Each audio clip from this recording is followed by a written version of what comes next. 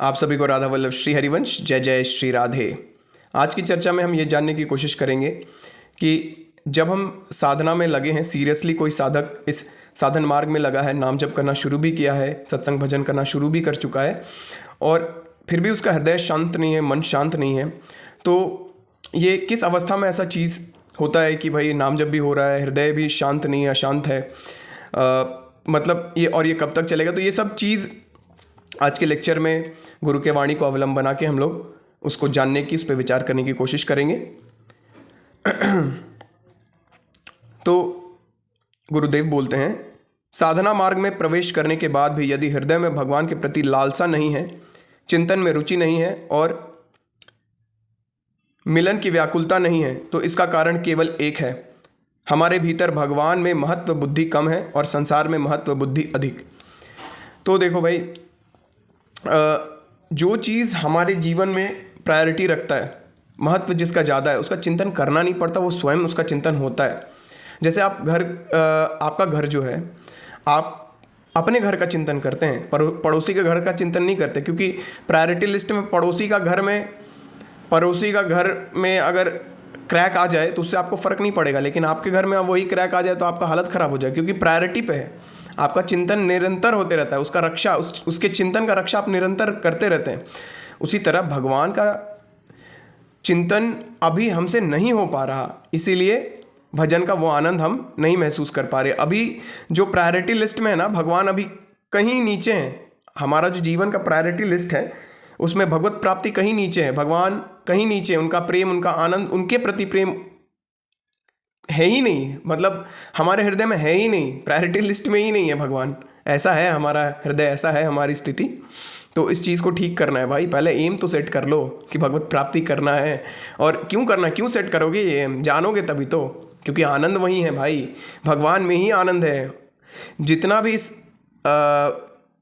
आपके आसपास आपको सुख आनंद नज़र आता है ना, वो भगवान के ही आनंद से आ रहा है। जो भी थोड़ा बहुत सुख का लेश मात्र भी आपको दिखाई दे रहा है, लेकिन फिर भी ये सब एक छलावा ही है माया का। जो भी आनंद आपको, पांच भौतिक आनंद, इस संसार का जो भी आनंद दिख रहा है, क्योंकि हमारे बुद्धि में ऐसा विवेक नहीं है कि असली आनंद के बारे में हम समझ सके, असली आनंद को जान सके। तो जब तक गुरु की कृपा, भगवान की कृपा नहीं होगी, ये चीज़ जान नहीं पाएंगे आप, भगवान की और गुरु की चर्चा सुन नहीं पाएंगे। ठीक है, तो हमको प्रायोरिटी सेट करना है भाई कि भगवान हमको चाहिए, इम्पोर्टेंट भगवान है, इम्पोर्टेंट संसार नहीं है। ठीक है, और ये खेल खिलौना वाला बात नहीं है भाई, अपने उद्धार का बात है, आपका जीवन संवर जाएगा। देखो भाई, जिसके प्रायोरिटी लिस्ट में भगवान पहले नंबर पे नहीं है ना, उसका ये जीवन बहुत बहुत बुरा स्थिति से गुजर रहा है भाई। आप सोच नहीं समझ नहीं पा रहे हो। अभी जवानी है, शरीर का बल है, पॉकेट में धन है, तो अच्छा लग रहा है, थोड़ा जीवन का हल्का हल्का रस मिल रहा है आपको। लेकिन जब ये सब चीज़ नहीं रहेगा ना, तब आपका रियलिटी चेक इतना गंदा होगा ना, तब आप ना यहाँ के रह जाओगे ना वहाँ के। सबका यही हाल होता है भाई, सबका, जो भी भगवान के भक्त नहीं है, सबका ये दुर्गति होना निश्चित है भाई। देश में रहो चाहे विदेश में। इसीलिए भाई प्रायोरिटी सेट कर लो, नहीं तो कोई उपाय नहीं है, मरो फिर। कौन बचा पाएगा? कोई नहीं बचा सकता भाई, किसी के पास इतनी सामर्थ्य नहीं है। कोई घर वाले नहीं बचा सकते, कोई माँ बाप, भाई बंधु, टीचर्स, स्वजन, समाज, देश, कोई नहीं बचा सकता भाई। सबको मरना है, डिसाइड कर लो, सोचो उस बारे में, मरना है भाई। आगे बढ़ते हैं। महापुरुष कहते हैं, मन उसी वस्तु की ओर दौड़ता है जिसमें उसे सुख की संभावना दिखती है। हम भजन करते हैं किंतु मन संसार में भागता है, क्योंकि हमारी दृष्टि में सुख का स्रोत अभी संसार है, भगवान नहीं। यह स्वीकार कर लेना ही आधा उपचार है। अगर ये हम स्वीकार कर लेते हैं कि भाई देखो, अभी हमको कामना सुख की किधर से, संसार की तरफ ही तो देखते हैं कि ये मिल जाए तो सुख मिल जाएगा। अभी हम साइकिल में घूम रहे हैं यार, मोटरसाइकिल वाला कितना सुख पाता होगा। हाँ, जब मोटरसाइकिल मिल जाता है तो आपको प्रारंभिक अवस्था में बड़ा आनंद मिलता है, लेकिन फिर उसका धीरे धीरे आनंद घटते जाता है। लेकिन भगवान का आनंद इसके ठीक विपरीत है। प्रारंभिक अवस्था में तो जहर की जैसा लगेगा भाई, क्लियर हम आपको बता दे रहे हैं, ऐसा लगेगा कि कोई जहर का घुट्टी पिला दे रहा है। लेकिन उस जो थोड़े काल के लिए जो जहर की जैसा जो लगता है ना, अगर उसको आप सह गए ना, तो वो जो अमृत बनेगा ना फिर बाद में, उसका आपको क्या, वो तो अनुभव का विषय है भाई। तो देख लो भाई, क्या आप लोग क्या आप लोग को अच्छा लगता है, संसार अच्छे लगते हैं, संसार अच्छा लगता है या भगवान अच्छे लगते हैं? डिसाइड कर लो। और आप लोग समझदार हो, चुन लो। बहुत समझदार हैं भाई हम लोग। आप व्यवहार में उतर के एक बार देखो, बाप रे बाप, 500,000 रुपया बचाने के लिए कितना बुद्धि लगा देते हैं हम लोग। लेकिन भगवान की तरफ चलने के लिए, अरे प्रायोरिटी लिस्ट में ही नहीं है ना मेन बात। किसको चाहिए भगवान, किसको चाहिए भाई? खुला छाती पीट के हम बोल रहे हैं भाई। अभी हम 1 लाख लोग को खड़ा कर देंगे ना, 1 लाख में से एक भी नहीं बोलेगा कि हमको भगवान चाहिए। ये हाल है हमारा। उस 1 लाख की स्थिति में हम लोग भी खड़े हैं। इसलिए दूसरों पे उंगली उठाने से पहले अपनी तरफ भी देख लेना चाहिए। हम भी अपनी तरफ देख रहे हैं, ऐसा नहीं कि सिर्फ आप ही लोग को बोल रहे हैं। हम भी उसी 1 लाख के कैटेगरी में ही खड़े हैं। महापुरुष कहते हैं मन उसी वस्तु की ओर दौड़ता है जिसमें हमें सुख की संभावना है। हम भजन करते हैं किंतु मन संसार में भागता है, क्योंकि हमारी दृष्टि में सुख का स्रोत अभी संसार है, भगवान नहीं। लेकिन देख लीजिए, ये एकदम झूठ है भाई। संसार में कोई भी सुख नहीं है, संसार में कोई भी आनंद, कोई भी सुख नहीं है। आनंद और सुख के सागर सिर्फ और सिर्फ भगवान है, ठीक है। तो ये एक झूठ है, ये एक छलावा है कि संसार में सुख है। भाई यहाँ पे सुख नहीं है। विषय चुगा जिन चुगै मन, चुगत कछुक सुख होए, फिर फांसी ऐसी परेति सम दुख न हो। ये बस आपको फंसाने, इस संसार का सुख झूठा इसलिए है, इस संसार के सुख को हम झूठा इसलिए बोल रहे हैं, हम नहीं, शास्त्र बोल रहे हैं, गुरुजन बोल रहे हैं, सब बोल रहे हैं, इसलिए हम भी बोल रहे हैं। क्योंकि मेरे अनुभव में भी ये चीज़, इतना चीज़ तो आ चुका है कि संसार का सुख बड़ा सिर्फ और सिर्फ फंसाने वाला है। हमको फंसा दिया, उसके बाद जैसे मछली वो आटे का गोली देख के बंसी में फंस गई, उसके बाद जो उसका दुर्गति होता है, बस यहाँ का सुख वैसा ही है। बस फंसे, उसके बाद जो बंसी में जो मछली का हाल होता है, वही हमारा हाल होता है भाई इस संसार में। और सब देख लो अपने हृदय की स्थिति, कहाँ से हम लोग दुख और चप्पल जूता नहीं पाते, लेकिन फिर भी इतने हम लोग मतलब निष्ठुर हो चुके हैं ना। थेथर नहीं कहता है जिसे, थेथर, लात खाते खाते थेथर हो चुके हैं, लेकिन सुधरते नहीं है। तो हम भजन करते हैं किंतु मन संसार में भागता है, क्योंकि हमारी दृष्टि में सुख का स्रोत अभी संसार है, भगवान नहीं। अगर ये स्वीकार कर लिया जाए कि हम वास्तव में अभी भगवान से प्रेम नहीं करते, उनकी हमारे हृदय में कोई इच्छा नहीं है, बल्कि संसार से प्रीति बनाए रखते हैं और संसार की इच्छा करते हैं, यही स्वीकार कर लेना आधा उपचार है। अगर आप ये चीज़ स्वीकार कर लेते हो ना कि अभी प्रायोरिटी लिस्ट में मेरे भगवान नहीं है।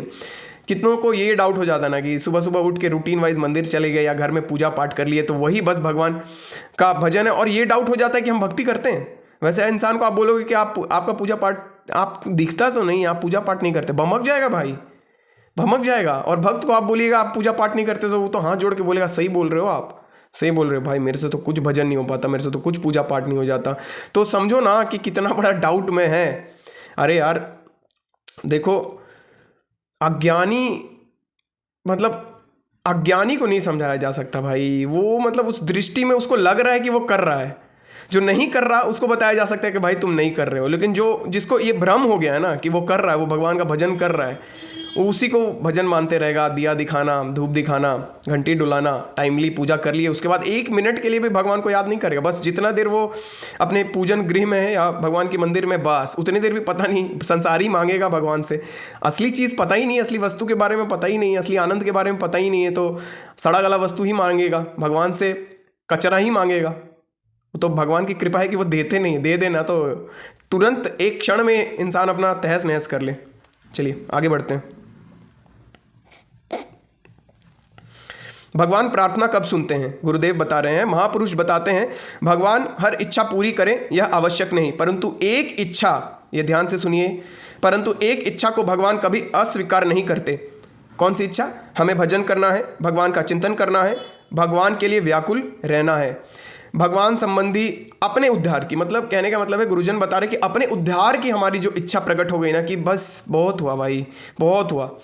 आप भगवान की तरफ मुड़ोगे, भगवान ये चीज़ एकदम एक्सेप्ट करते हैं आपका मुड़ना, क्योंकि आप असत संसार से सत की ओर मुड़े हो ना, अपना उद्धार चाहने लगे हो ना, तो बस भगवान इसी के लिए तो मनुष्य देह भी दिए हैं ना भगवान।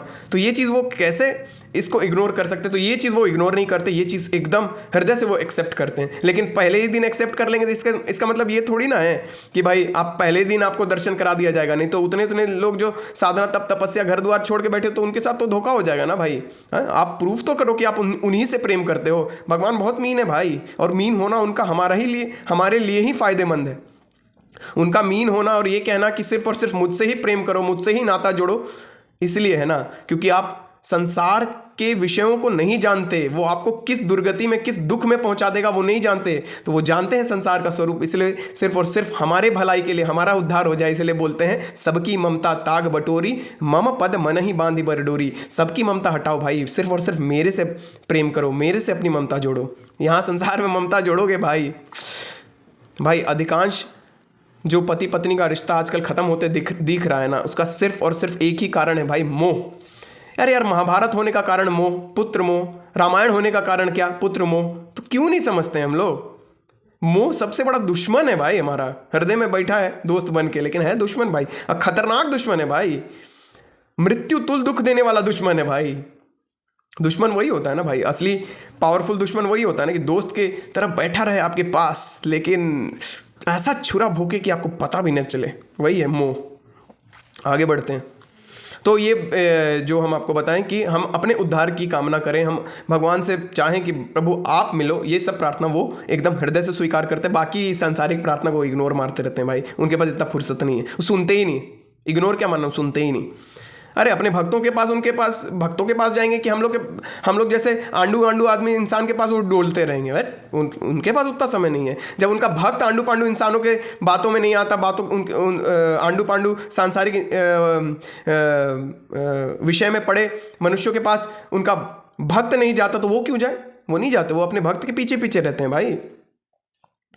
यह प्रार्थना, वही अपने उद्धार की प्रार्थना अवश्य सुनी जाती है, क्योंकि यह स्वयं भगवान की ओर लौटने की पुकार है। इसलिए जब ऐसा लगे कि प्रार्थना का फल नहीं मिल रहा, तो जानिए कि भीतर विषयों के प्रति अभी भी महत्व बुद्धि विद्यमान है। भाई ये चीज़ स्वीकार कर लो भाई कि अभी भगवान नहीं चाहिए।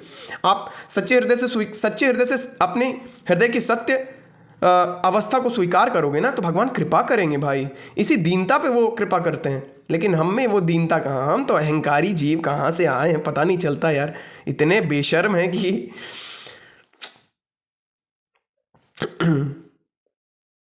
आगे बता रहे हैं प्रभु कि वैराग्य है। वैराग्य के बारे में बताते हुए प्रभु बोल रहे हैं, वैराग्य जो है भजन का पहला साथी है। जितना वैराग्य होगा उतना ही भजन का रस मिलेगा। वैराग्य का अर्थ संसार छोड़ना नहीं, बल्कि अंतर में ममता, सुख बुद्धि और अपनापन केवल प्रभु के चरणों में रखना है। भाई संसार छोड़ देना वैराग्य नहीं हो भाई। तन छाड़े मन गही रहे, तन से सब कुछ छोड़ दिया और मन से पकड़े हुए हो, और तुम, हमारे पास इतनी हिम्मत है भाई कि मन को मना ले संसार छुड़वा दे। अरे भाई 4 दिन के लिए छोड़ दोगे संसार, 4 दिन के लिए वैराग्य करोगे और उसके बाद दौड़ के भागोगे इनके पीछे, पटक के आपको गिराएगा, और इस बार बलवान तरीके से आपको गिराएगा। हाँ, आप अपनी शक्ति से कुछ नहीं कर सकते भाई, कुछ नहीं कर सकते। इतना मलिन है हमारा हृदय, संसार का भिखारी बन चुका है हमारा मन, संसार की विषय वस्तुओं का भिखारी है हमारा मन भाई। इसको राजा बनाना है तो सिर्फ और सिर्फ एक ही उपाय है, नाम जप, नित्य सत्संग में बने रहना। आगे बढ़ते हैं, ठीक है। तो भाई भगवान के सामने सच्चे हृदय से प्रार्थना करना है ना। झूठे हृदय से करोगे तो क्या, किसी का नुकसान कर लोगे? मेरा कर लोगे कि भगवान का कर लोगे कि संत महापुरुषों का कर लोगे? किसी का नहीं कर पाओगे भाई, अपना ही करोगे। तो समझो इस सब बातों को।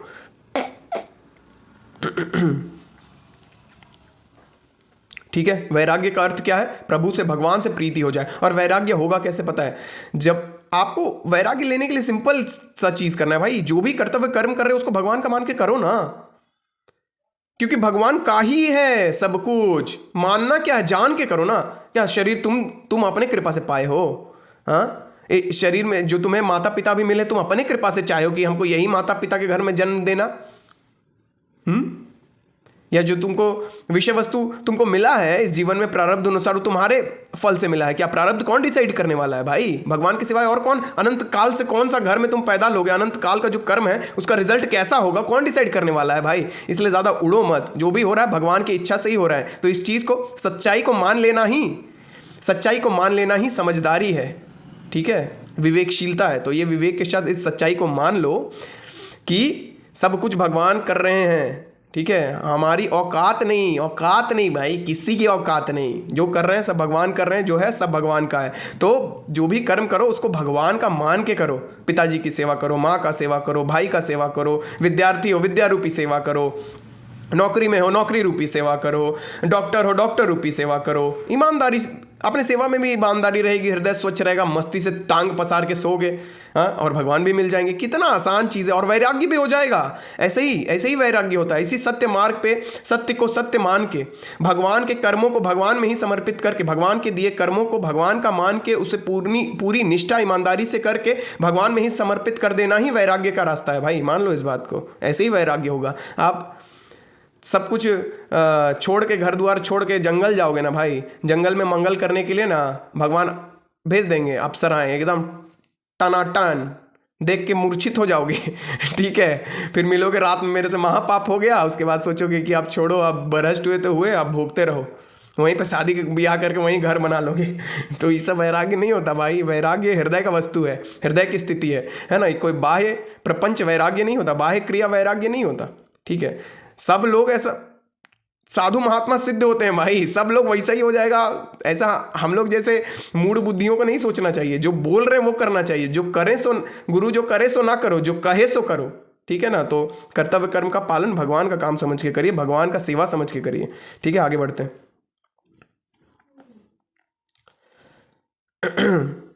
महापुरुष उदाहरण देते हैं, वह कर्म जो हमें भगवान से दूर करे उससे वैराग्य होना चाहिए, और जो कर्म हमें प्रभु के निकट ले जाए वही साधना बननी चाहिए। देखो भाई, काम, क्रोध, लोभ, मोह जो भी करते ना, ये सब भगवान से दूर ले जाने वाला है, ठीक है। तो जितना हो सके इस पर कंट्रोल करने की कोशिश करो। नहीं होता, प्रभु से प्रार्थना करो कि प्रभु देखो ना, जलो जलो अंदर से, हृदय से, कि क्यों गुस्सा कर दिए बेमतलब की बात पे। यहाँ पे तो सिंपल छोटा सा 2 शब्द बोल के काम चल सकता था, हम क्यों 4 शब्द बोले, वो भी इतनी कठोरता से। सामने वाले के हृदय में जो भगवान बैठे थे उनको हम दुखी कर दिए। जलो इस बात से भाई, इसी जलने से, इसी सब से हृदय शुद्ध हो जाएगा और वो गलती दोबारा नहीं होगी। नहीं तो भगवान से बहुत दूर चले जाओगे भाई, बहुत दूर चले जाओगे।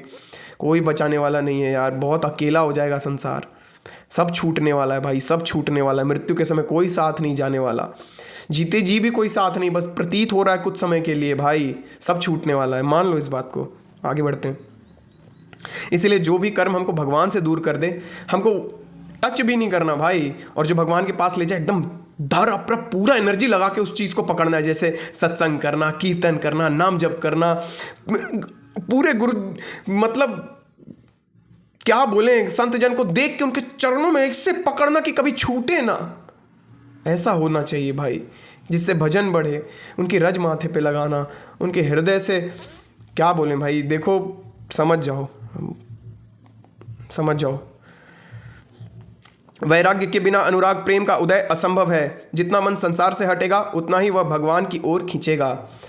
बोले कर्तव्य कर्म को भगवान का सेवा मान के करो, वैराग्य हो जाएगा। और उसके बाद जैसे ही वैराग्य हृदय में अपने आप उजागर होगा, बिना किसी रगड़ा रगड़ी के, जो अपने से जो वैराग्य प्रकट होता है ना, कर्तव्य कर्म को भगवान में समर्पित करके, वो स्थायी रहता है, वो ऑर्गेनिक होता है, वो सच रहता है, सच्चाई रहती है उसमें। उसके बाद आपको भगवान का आनंद का अनुभव होने लगेगा, भगवान की ओर आप खींचने लगोगे, आपको नाम जप अच्छा लगने लगेगा। आपको ये प्रारंभिक स्थिति है कि जब नाम जप कर रहे हैं और हृदय जो इतना विचलित कर रहा है, मन एकदम अशांत हो रहा है ना, वो प्रारंभिक स्थिति है भाई। आप बहुत दिन का जमा कीचड़ पे जब आप डिटर्जेंट डालोगे ना, तो वो खुलबुली जो मचता है ना, उसके बाद पानी डालो तो तुरंत साफ हो जाता है। बस यही वो खुलबुलाहट है, इसको बर्दाश्त करना पड़ेगा। सहत सहत बाढ़े भगति। आगे बढ़ते हैं। गुरुदेव प्रारंभिक साधना की दयनीय अवस्था, प्रारंभिक साधना में जो दयनीय अवस्था आ जाती है उसके विषय में बताते हुए बोल रहे हैं। शुरुआती साधना में मन ऊबता है। क्यों? क्योंकि विषय रस से दूरी तो हो गई, क्योंकि विषय से उपरत हो जाता है मन, लेकिन परंतु भगवत रस का अनुभव अभी नहीं हुआ। इस बीच की स्थिति बड़ी कष्टप्रद होती है। मन आनंद चाहता है, परंतु जो हमें नया आनंद मिलना है, जो भगवदानंद हमें मिलना है, जो भगवान का रस हमें मिलना है, उसका उदय अभी नहीं हुआ। तो इसमें घबराना नहीं है। शुरुआती दौर में मन जलने दो भाई, जलने दो। सहत सहत बाढ़े भक्ति, उसको सह जाओ और नाम जप लगातार करते रहो। और क्या करो इस अवस्था में? क्या गुरुदेव बोल रहे हैं? एक अचूक उपाय बता रहे हैं इसका। इस जो हृदय जब विचलित हो जाए, बहुत एकदम मन परेशान हो जाए, भाई होगा,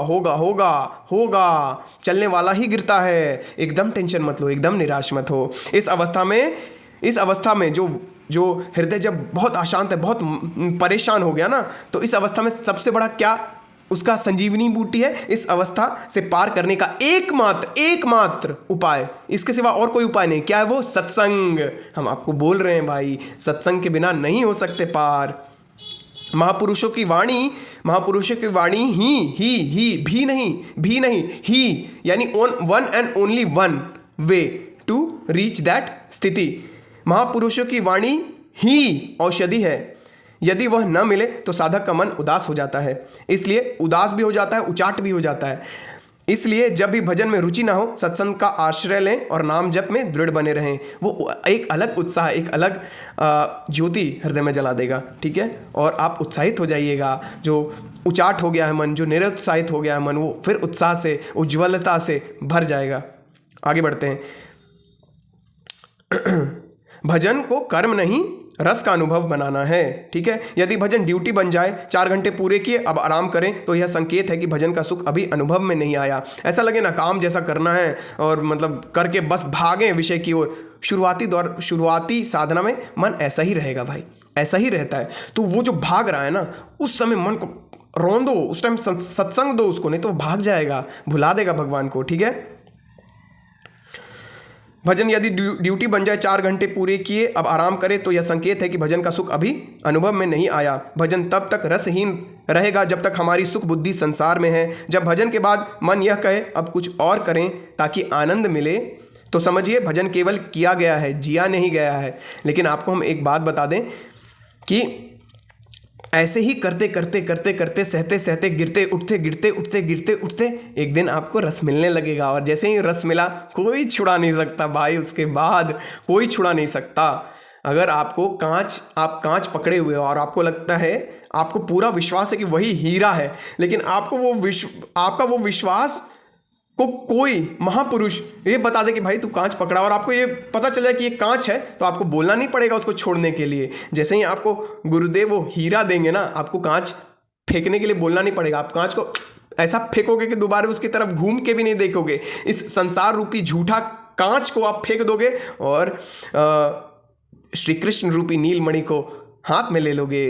वो स्थिति भी आएगा, चिंता मत करो, घबराओ नहीं।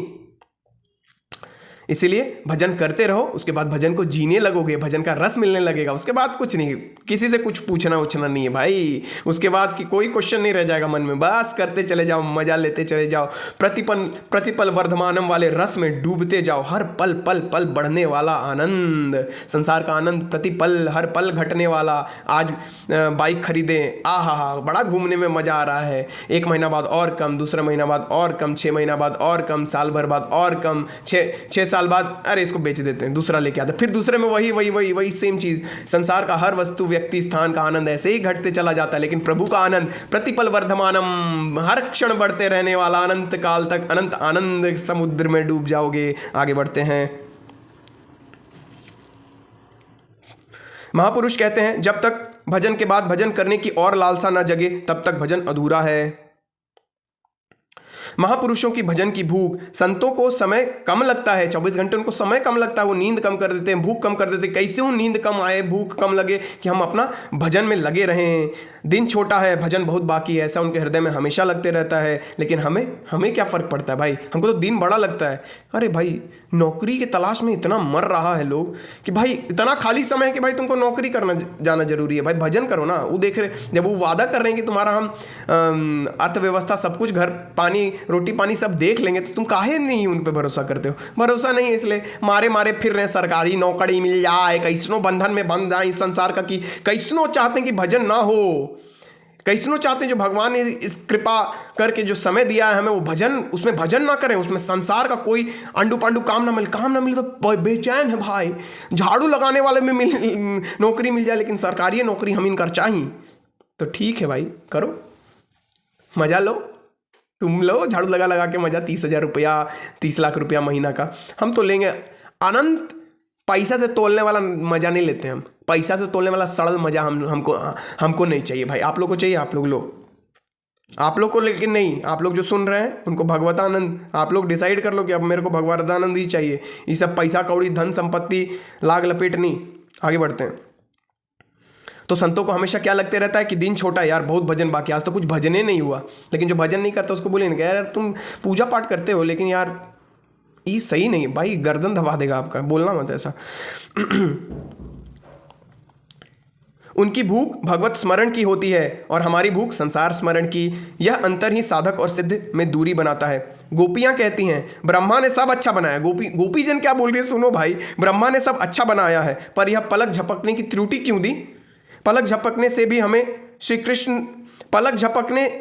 श्री कृष्ण से करोड़ों युग का वियोग लगता है। आप समझ रहे हो, पलक झपकने में कितना टाइम लगता है? दिन भर में कितना बार झपकते हैं?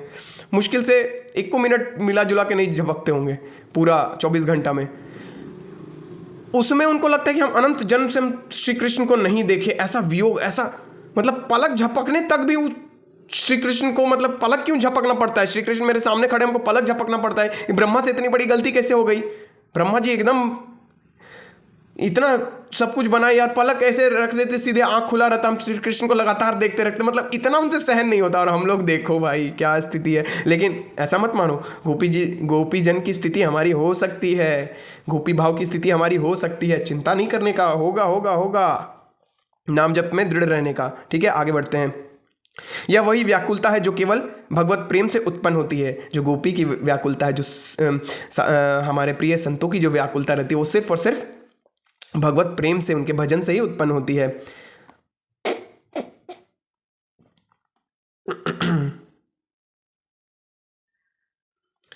लेक्चर कुछ लंबा हो गया है तो सोच रहे कि इसको आज यहीं एंड कर देते हैं। इसके आगे का जो पार्ट है वो इसी का सेकंड पार्ट करके अपलोड कर देंगे। ठीक है, तो हमें क्या करना है? नित्य भजन करना है, नित्य सत्संग करना है। और भाई देखो, भजन नहीं करोगे बहुत दुख झेलोगे, तो क्यों टाइम वेस्ट करना भाई? जब पता चल चुका है ना, तो भाई एक भी क्षण इसको व्यर्थ नहीं जाने दो। दिन भर जितना हो सके उतना नाम जप करो, उतना भगवान का सत्संग सुनो, और दृढ़तापूर्वक जो जलन पैदा होता है शुरुआती दौर में उसको सहो। देखो उसके बाद क्या उन्नति होता है। और क्या भाई, भजन करिए आप लोग। नेक्स्ट वीडियो में मिलेंगे। आप सभी को राधा वल्लभ श्री हरिवंश। जय जय श्री राधे।